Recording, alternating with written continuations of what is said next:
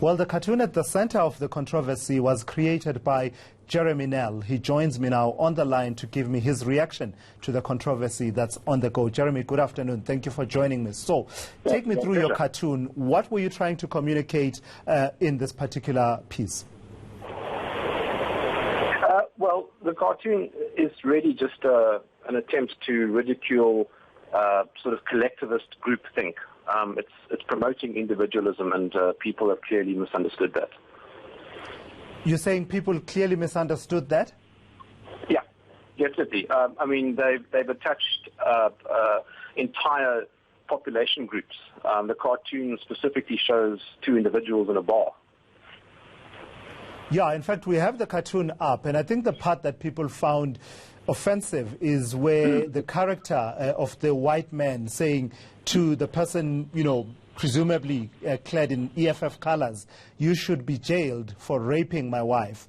That is what people found to be offensive. Those who are finding it offensive are saying that you're basically generalizing that all black men, all black people are rapists.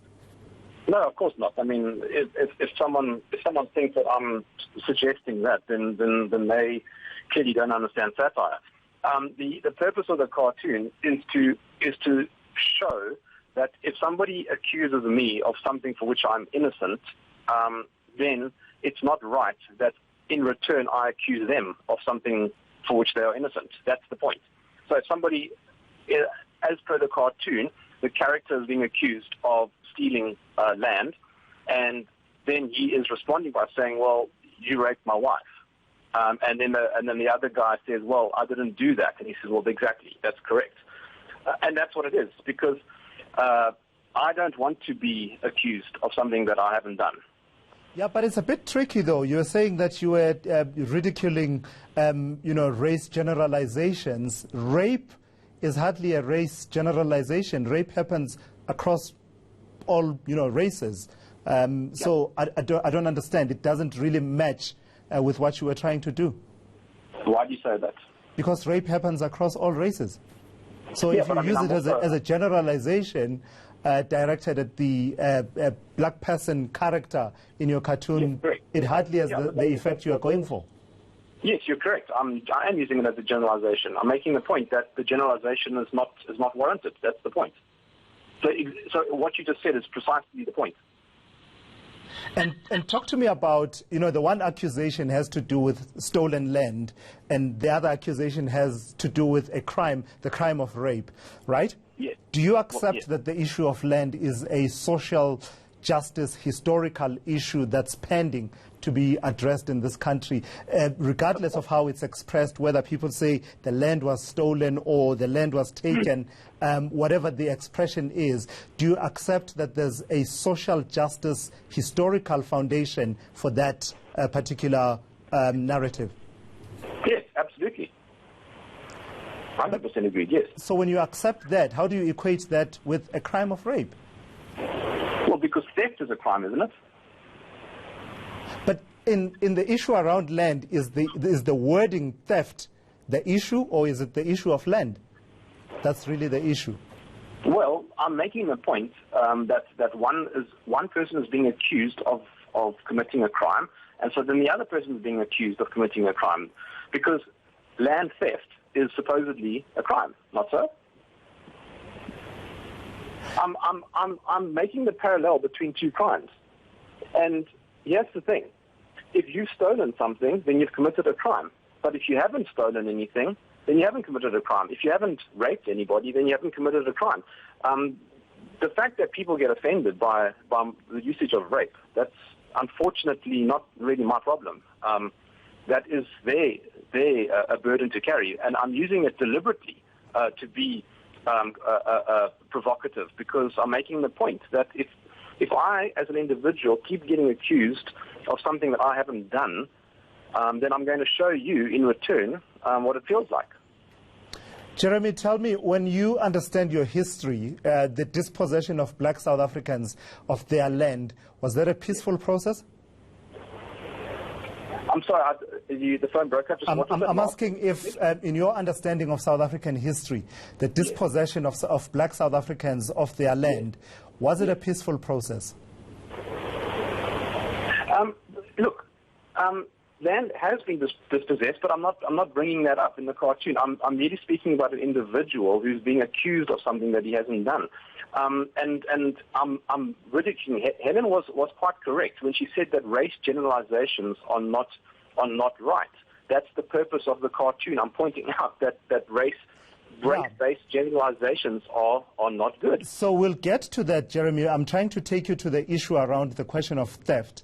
So the reason I ask you whether you think the dispossession of black South Africans of their land, the historical fact of that dispossession, was it a peaceful process in your view? I'm not understanding. Yes. Was it peaceful? Was it lawful? Was it just? Oh, I don't know. It depends on the context. I mean, South Africa is a very big place.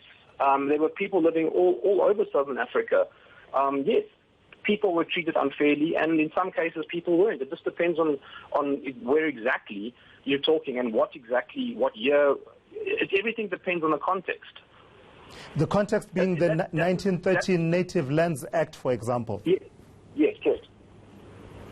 Yes, that confined the majority of South Africans to so-called homelands and basically no access to land that we continue to live with to this day. So I'm asking that, the reason I ask you this, Jeremy, without going around and round, is basically to say, do you not understand that some people will choose to express that as being theft of the land?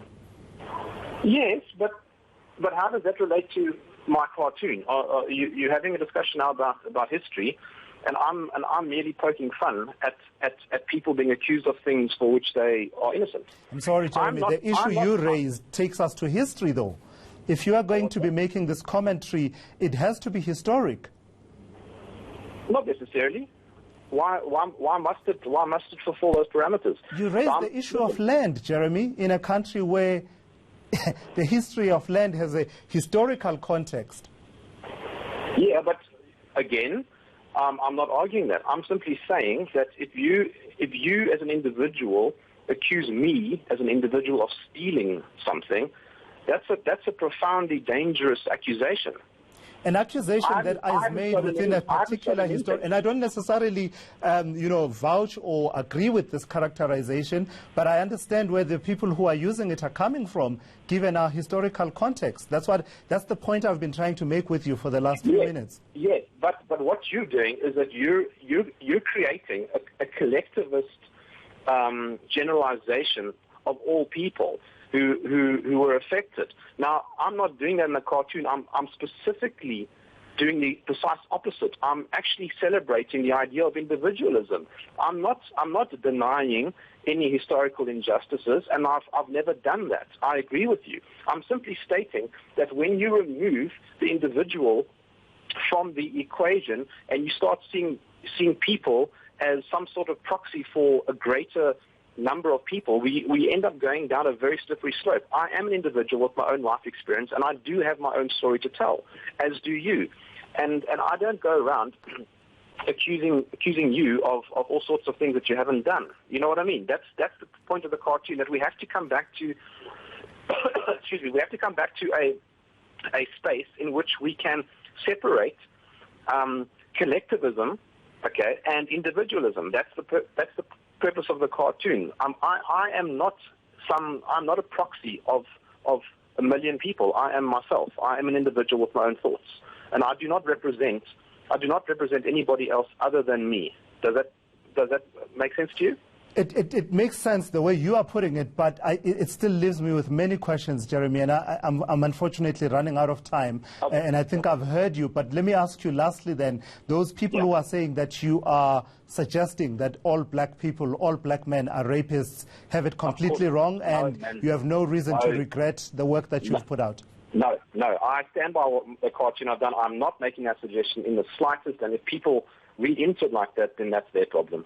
All right. Cartoonist Jeremy Nell, thank you so much for your time this afternoon, talking to us about that particular cartoon that has Helen Zille trending once again on Twitter.